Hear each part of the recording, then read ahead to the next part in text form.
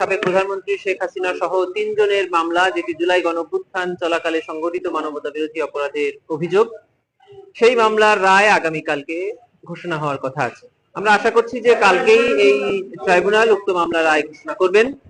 প্রসিকিউশনের পক্ষ থেকে আমরা এই মামলার রায় রিসিভ করার জন্য প্রস্তুত আছি এবং আমরা আগেও বলেছি যে এই মামলায় প্রসিকিউশনের পক্ষ থেকে যে 5টি অভিযোগ আনা হয়েছিল, প্রসিকিউশন 5টি অভিযোগই সন্দেহাতীতভাবে প্রমাণ করতে সক্ষম হয়েছে এবং প্রসিকিউশন সর্বোচ্চ শাস্তি মৃত্যুদণ্ড প্রার্থনা করেছে ট্রাইব্যুনালের।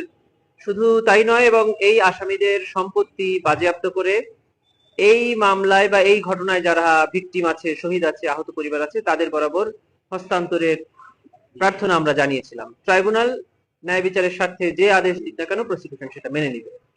এবং ইতিপূর্বে আপনারা দেখেছেন যে ট্রাইব্যুনালের বেশ স্পেশাল প্রসিডিংস গুলো আমরা ট্রাইব্যুনালের অনুমতি সাপেক্ষে সরাসরি সম্প্রচার করেছি।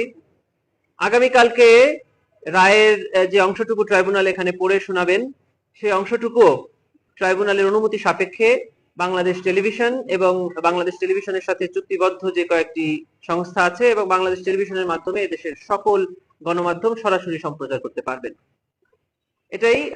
আর আমরা তো বলেছি যে আমরা সর্বোচ্চ শাস্তি আশা করি।